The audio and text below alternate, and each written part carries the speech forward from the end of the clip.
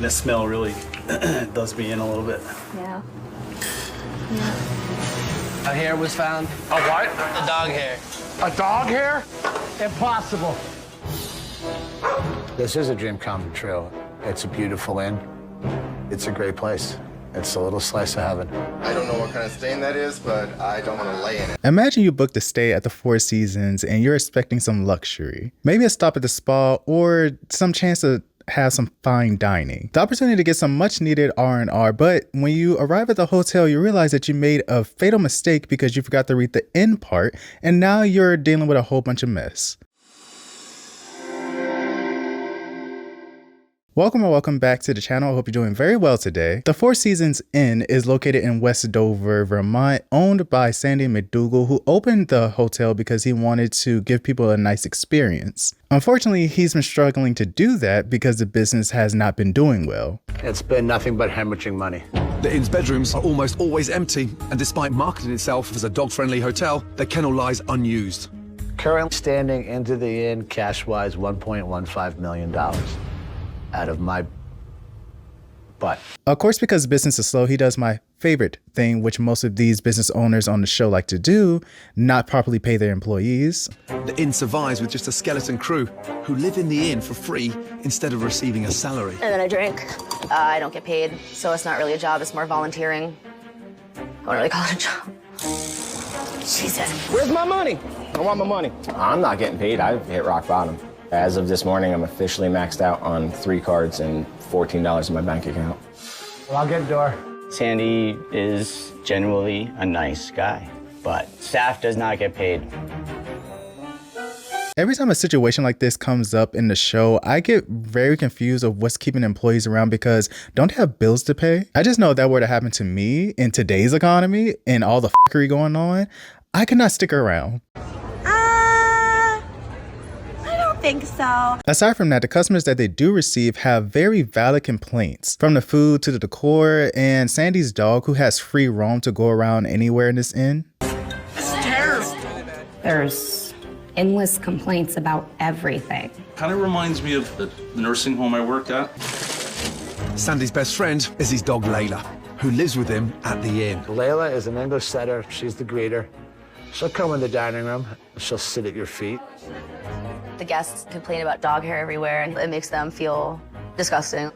Dogs have hair, dogs have dander, dogs drool. I mean, dogs lick their own butt. You don't want them anywhere around the kitchen. This hotel is marketed as dog friendly, but that doesn't mean that his dog should be so up close and personal with the guests. I mean, I have a cat and she does like to follow me around sometimes, especially when I'm in the kitchen because she'll watch me cook. But as soon as she steps foot in there, I tell her to get out. I don't want her fur getting onto anything that I'm making, and I don't want her curiosity getting the best of her and knocking stuff over. Layla seems to be well behaved, but this does raise a safety issue, especially when you're serving customers. I mean, you already found her fur in the food, so maybe don't have her just free roam around like that. I just don't get how no one thought maybe we shouldn't have a dog in the kitchen, but I guess that's too much like right. Turn this on. Turn it on! While Gordon is making his way to the inn, he's talking about how he's so happy not to stay at a crappy hotel since he stayed at several Four Seasons before. And this man is very confused the moment he walks into this inn. I've stayed at Four Seasons all over the world. They're fabulous hotels that define luxury, so this week should be a dream. Hello? Oh, God. Well, it certainly doesn't look like a Four Seasons to me. Oof. Jesus. Hello? I was hoping for a dream, but this place looks like another nightmare.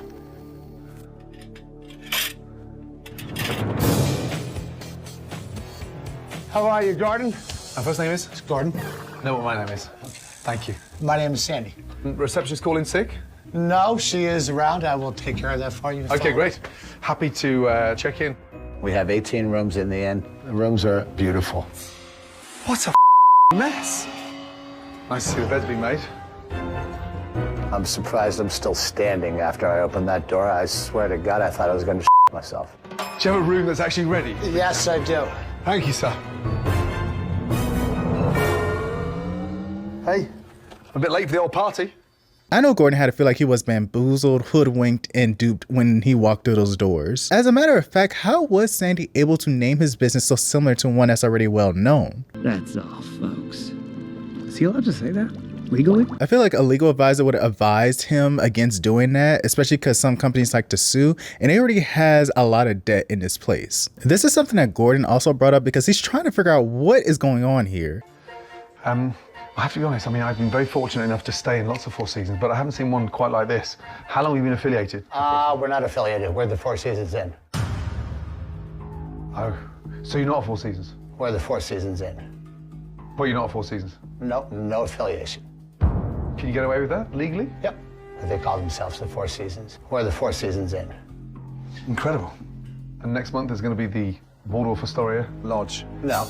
No. First of all, the show is so dramatic with his sound effects. How is he able to get away with that? Honestly, I think he did that so customers who aren't paying attention accidentally book there when they're expecting to go somewhere luxurious. Obviously, if you were to ride past this place, you could tell that it's not affiliated with the Four Seasons, but I'm thinking about the people who book online and they just don't know any better. They would probably think that the Four Seasons is expanding and they're trying something different. Gordon then chats with Aaron, who is the housekeeper, masseuse, and a hula hoop instructor, because why not? Not hating, that's just a fascinating job title to have. But Aaron shares the experience working at the inn. I came here to do like massage therapy and stuff, but then we didn't have like a really call for it because it was slow, so I just started housekeeping. Do you ever stay here?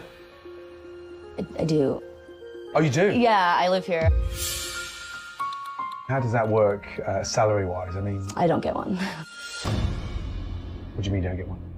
I've never gotten a paycheck. You're joking. No. So I'm kind of scared to ask him about it. I'm not too wicked excited about not getting a paycheck, but I don't have a full-on conversation with Sandy about it because I am scared that he's going to yell at me and I just don't want to take it.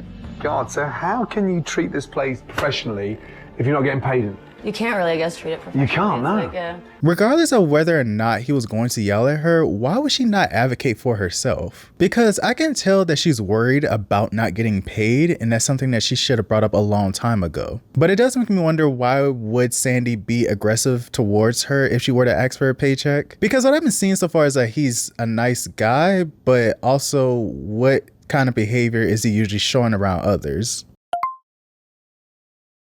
Okay, so this visit is off to a rough start, but maybe the food could be the saving grace. Let's just have a little faith. I think we're gonna knock Gordon's socks off with the food. Fantastic. All right, well, we have some bread for you. What do you think? Yeah, disgusting. It's just so heavy and doughy. Hey, will you eat that? Curry bread. You'll eat anything. Gordon did not approve of the curry bread. Oh, Lord. Sandy, being a business owner with no culinary experience or training in any way. What I was saying last night, it's doughy. I don't feel that he should be back in the kitchen working.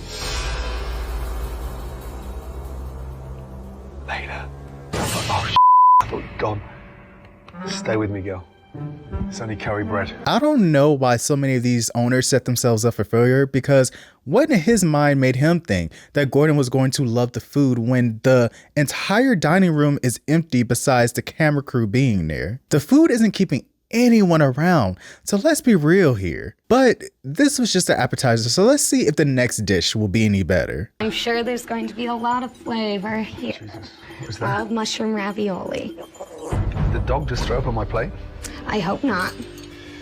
Wow. Jesus, God. How is it? Weird. Oh, the pasta's undercooked. Bizarre. Thank you. Sorry. No, it's not your fault. What's the main problems with this place? Management. I mean, the management is Sandy, right? Yeah. I've worked for him and haven't received checks. Oh, wow. Staff that have worked hard and not been paid. Yeah. Wow. Jeez, that's tough. Sandy can be extremely hard to work with and for. Bizarre and weird. Good God, can this get any worse? I love how everyone so far has been like, hey, this man doesn't really pay us for real. I mean, but I get it, because that would be my biggest issue too. I mean, it's not like Sandy was unaware of the amount of debt he had before realizing that he couldn't properly compensate his employees. So really, they're all just working in hopes of one day seeing a paycheck, and that's just not cool. In the meantime, before Gordon receives his next dish, he meets Richard, who is the marketing director of the inn. And Richard explains how he has so many great ideas that he gives to Sandy, but Sandy just does not listen to him. Why would Sandy not listen to someone whose job it is for them to get your business's name out there even more? I have no idea. But it's always interesting to learn how these owners have people around them who are willing to help them, but they just shut them down. If Sandy let Richard do his job, maybe the dining room wouldn't be so empty. I'm just saying. No tea, no shade, no pink lemonade. Getting back to the food, Gordon receives his next dish, which includes salmon, apple risotto, and some vegetables. And of course, this one doesn't taste great either. And that is a apple risotto. Wow, what a pile of shit. That sums it up on that plate there. He's as good a chef as he is an innkeeper. Useless. I can't believe I've not seen Sandy once through my whole meal. What sort of innkeeper ignores his guests and hides in the kitchen? Well, if you won't come to me... Just give me that knife now. Hi, guys. Hi, I'm Steve Dixon. Steve, good to see you, bud. Bill. Bill, good to see you too, bud. I'm trying to get a grasp on what I've just eaten. I know you're the owner. Yes. But you're the head chef as well. Buzz, we're working together now in tandem. So you're both head chefs? I'm not exactly sure where I fit in. It's not my menu. I'm not doing any ordering. I feel with Sandy right now, a little thrown under the bus. I feel a little betrayed right now. The risotto was sweet. What was in there? Apple juice? Apple concentrate, chef. Apple concentrate in a risotto? Yes, sir. Come on. It's not my menu, chef. So this is all you're doing then? Yep.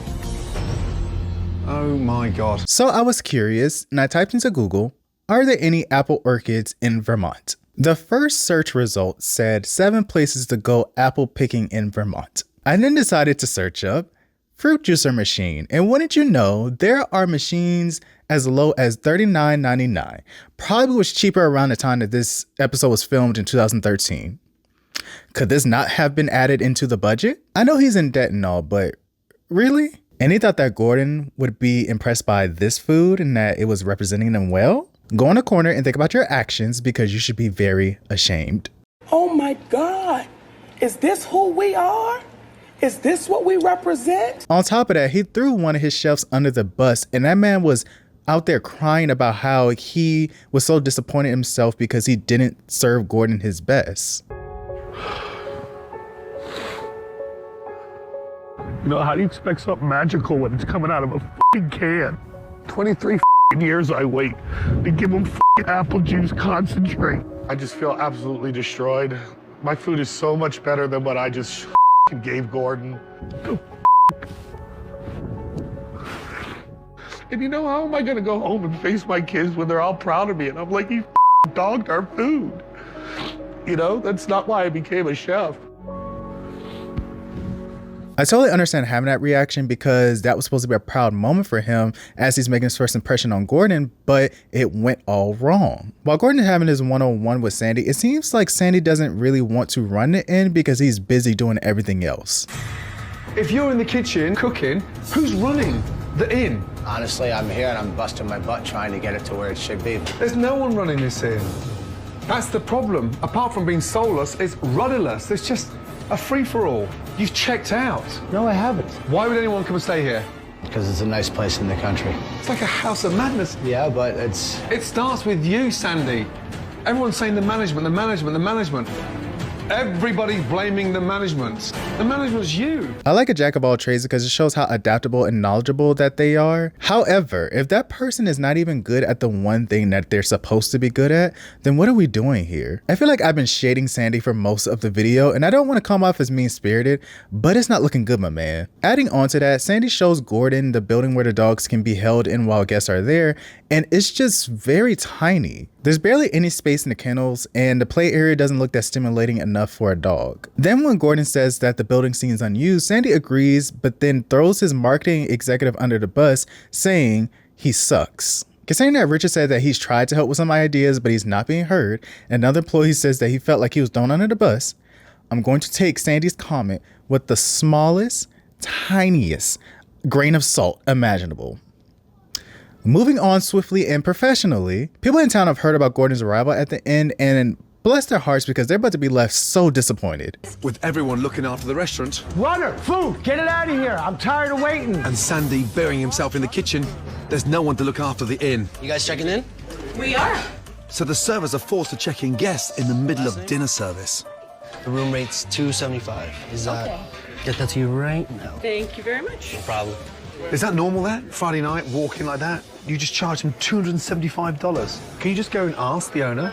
Excuse me, Sandy? Yes. How much is Friday walk-in? That's 209. Okay, because Desiree told me 275, so. How come nobody knows? We need a level of consistency across the board. From now on. 300 with tax is a joke. I don't think I've been properly trained at the desk. I feel like I'm training myself. Go and apologise to them. So it's 209 now, right? The inn is the busiest it's been in months, but Sandy's still hiding in the kitchen, playing chef. Oh, for God's sake. Upstairs, guests are experiencing the unique charm of the Four Seasons Inn. We don't have any towels, and we found some garbage under the bed. Okay. There's that and a light bulb. Just would have been really upset if my dog eaten a light bulb. Jeez, I'm sorry. Can't get over the barking dog in the background. Barking is unnerving. I can't believe an owner turned such a blind eye to the problems in his inn. Gordon convinces Sandy to step out of the kitchen so that he can actually face the customers and hear their feedback, and none of it is pretty. I've got to stop him hiding behind the stove. Will you take 2 minutes out and go have a look at the dining room, check on things? Do you have any idea what's going on out there? Right now I'm needed. I feel my need is right back here. Can you handle this line, Steve, for 30 Absolutely, seconds? While chef. the owner gets Absolutely, out? chef. Has a look at his business before it sinks any further. Is he for real? He's an owner, not someone who should be doing what I should be doing. Bottom line. I've just never seen this going on before. This is unorganized chaos is what this is. I'm glad somebody has got their fingers on the pulse. How was everything? I didn't eat. My risotto wasn't creamy risotto for one. And the vegetables were very, very hard, like it just had nothing on it. How is everything so far? They brought the food out in the wrong order. They brought the entree first. And that was after a 40-minute wait. Being told in the restaurant nothing's at the level you think it was, it's like getting kicked in the nuts. I feel like I just wanted to run into the kitchen and hide. I can somewhat understand why Sandy didn't want to go out there. He's under a lot of stress, so he's probably thinking, if I could just stay right here, focused on this one thing, I won't have to worry about everything else outside of this one thing. However, as the owner, you have to confront both the positives and negatives of your business. I know it's harder to face the negatives because once you do, then you actually have to fix it. We've all been there though. The problem doesn't exist because I do not see it. You realize that the call is coming from inside the house. The elephant is in the room and you need to get it out without destroying everything. After the abysmal dinner service, Gordon sits down with the crew and he realizes that there have been no standards because his business has never had a strong foundation to build from. We also get Richard yelling at Sandy because he wants him to stop lying about how the business used to be good when that was never the case. Honestly, Gordon, we started off with all the good intentions and we've hit every bump in the road. Because when we started out wonderfully. Stop it! It's an embarrassment. Stop the lies. There's no lies, Richard. You were not booming when you first opened. Air it out. Go ahead. Nobody believes it, Sandy. Where's your marketing? There's nothing to market. So what have you done? For God's sakes, man. Please. You can't run a business with no infrastructure. And you can't have a business that's got nobody heading it. Enough for one day. I'm gonna pick this up in the morning. Night. Good night, Chef. I wish I could say good night. Ah, truth hurts. I guess I could be one big asshole, can't I?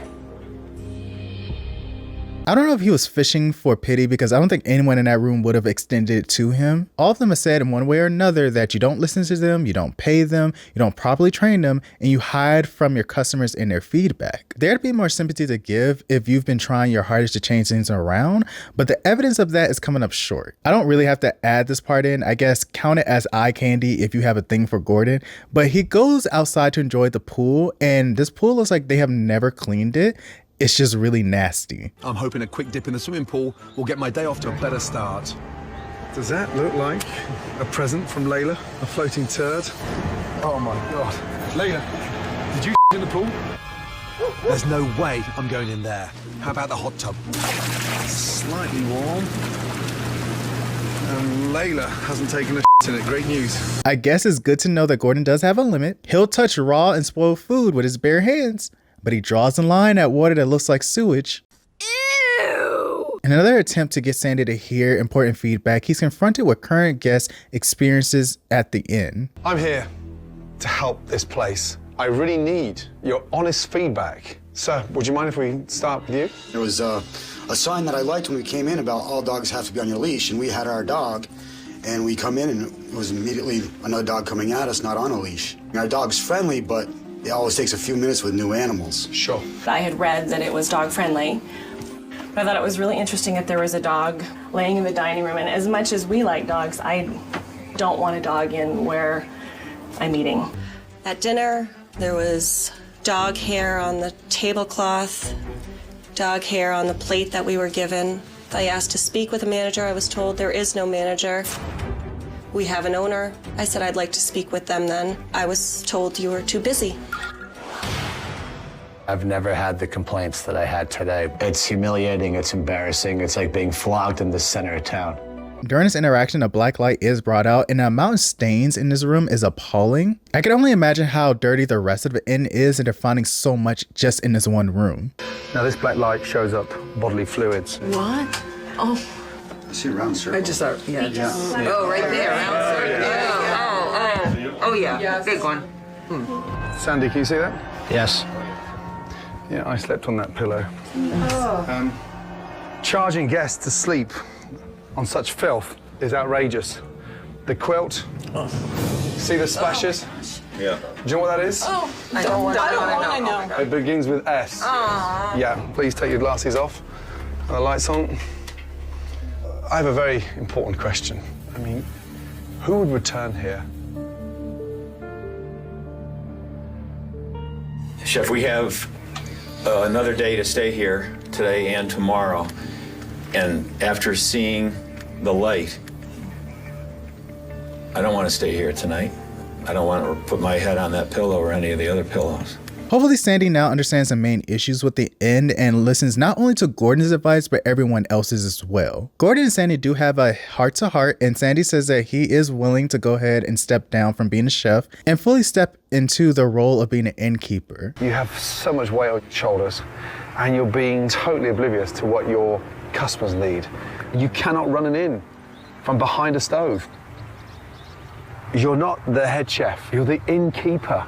To have some very important breaking news. This man, from this day on, is not the head chef. This man is going to become the innkeeper. No longer will he be burying his head inside the kitchen, ignoring issues. He'll be running his inn. You are the chef, and this is your general manager.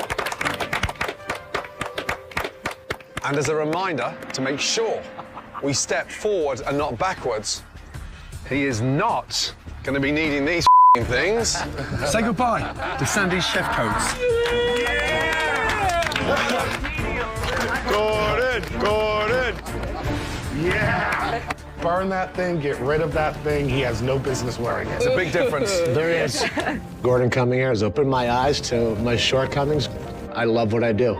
I hate to be a Debbie Downer because this was a pretty good moment, but I refuse to believe this was the first time that he's realized his shortcomings. Unless your self-awareness is in the bottomless pits of hell, you are not that oblivious to your actions and how they affect the things and people around you. Anyway, changes have been made, the biggest being the name change from the Four Seasons Inn to Layla's Riverside Lodge. The reception area feels more inviting with the new decor, and they now have a menu that matches the area that the lodge is in. I've created a farm-to-table menu of fresh food that will give people a warm and friendly Vermont welcome.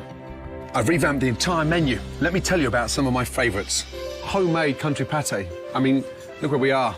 Look at the farm surrounding the inn. How can you not have a stunning country pate? Wonderful poutine done with a braised pork shoulder. Stunning chicken pot pie, easy to execute for the kitchen. Baked, job done.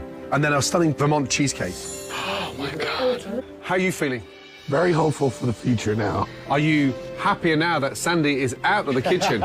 I am absolutely ecstatic that Sandy is out of the kitchen. The menu is absolutely perfect. All right, now, don't be shy. Oh my God. Wow, that pasta is a world of difference, man. Before, when people asked me where I worked, I used to hang my head and say the Four Seasons. I'm not gonna do that no more. I can look them right in the eye and say I work at Layla's. Okay, I had no idea what pate was and I had to look it up. And after reading it, I kind of want to try it. It says it's a force meat with various ingredients that are used, such as meat from pork, poultry, fish, and beef. It said it's usually used with liver meat, which I've never had before, but I think I would try it. I would try it. I mean, if everybody else was. I'm adventurous. I do know that I definitely would try some smoked fish pate. That seems right up my alley. Next, we're seeing the changes made to the rooms, including linens replaced, floors steamed, and new wallpaper for each room. After viewing the rooms, we see the renovations made to the dog kennel. It looks 1,000 times better than before. Oh my God. Amazing. I'm stunned. Wow. We've doubled the size of these kennels. We've made them feel luxurious. We have beautiful brand new bedding. When I first arrived, these kennels felt like a prison. Now it feels like a reward or a treat. Any dog lover want their dogs to stay. Even me, I'd bring my bulldogs here. Do you wanna meet RuPaul? RuPaul? Oh. Hello, mate. Hello, bud. There he is. Come here. RuPaul, meet Layla. Come on. Hello. Hello. Look. Oh, yeah. Hey, look at you. Who's that? Who's that? Oh, that's where you went. My God. I've never seen the kennel with that many dogs and that many people. Oh my God. And that many smiles. With all the significant new changes, it's time to welcome guests, and the difference is night and day in how they enjoy their time here. Oh, wow. The renovated rooms are a big hit with the new guests. Can't wait to get under the sheets. Let me try this. Oh, yeah. She's got her own place where she can just kind of hang out and just, be herself right by the window. She can look at the pool and... She's got her own porch. Look at that, wow. This is awesome. Dinner's underway. It's to die for, isn't it? And at last, Sandy is spending time with his hotel guests and letting his chefs do the cooking. Good evening. How was everything? It was great. Fantastic. Tonight is the best night we've had here. There wasn't one complaint. There wasn't one plate with food left on it. The difference between last time that we were here and this time is just phenomenally different. So welcome to the new kennel. Wow, right, Carrie? Smells nice. You got friends. It's fantastic. You have to be thrilled. It's beautiful. I'm on cloud 9. I hope to ride this high for many years to come. There's a change that I cannot forget to mention because everyone is finally getting paid. It's $500. Tomorrow, W2. Heady rock, okay? Hey, we got a great team, and you're part of it. My staff means the world to me. Every week you get paid. Fantastic. That's all I ever wanted to hear, man. Because it's a team effort. You've got to have people that believe in you. Every week you get a paycheck. Thank you. No, thank you. Thank you, Gordon, from the bottom of my heart. Oops. If it hadn't been for you, I would not be here. It wasn't until years later in 2022 when Layla's Riverside Lodge was sold to a new owner because Sandy had a heart attack. In a Facebook post, he wrote, "Wow, I forgot to post why, what, where, and when. First, to start with why I would sell Layla's. Plain and simple, I had a heart attack on February of 2022. Yes, I did plan on living here till death. It's just, I feel it's a little too early. This is by far the most gut-wrenching decision I ever had to make in my life, and I have made some pretty effed up decisions. Well, this is my home. I just can't live here now. So I'm moving to the South to rehab my body and soul." He relocated to South Carolina and he owns Stella Setter Sanctuary. At Stella Sanctuary, our main mission is simple: to find loving forever homes for our wonderful animals in need. Every dog that comes through those doors deserves a second chance at happiness, and we're here to make it happen. I came across his Facebook while I was doing my research, and he posts this very often, and he still seems to be operating the sanctuary. As for the lodge, it's been renamed to the Sugar Maple Inn and is still operating to this day. Actually, scratch that, is actually now named Farm Road Riverside. So after doing a little bit of research, I found that out. So it's not Sugar Maple.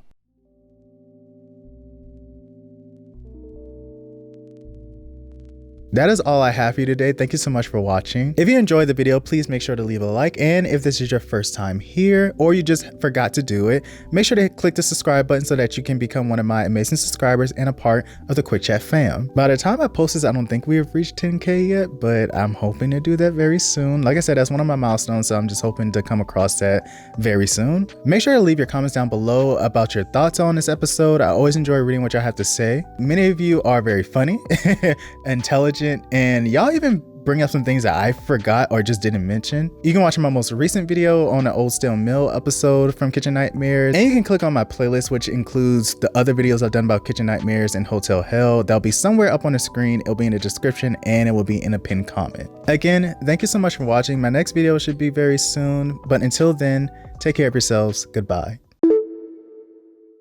Bravo, let's go. Come on, come on, bye. Come on, you can't stay, come on. Come on. I know the room's nice, but we've got to go home. Come on. You lazy fucker. Come on. We've got to go. We have to go. I know it's comfy. Come on. You, young man, are lazy.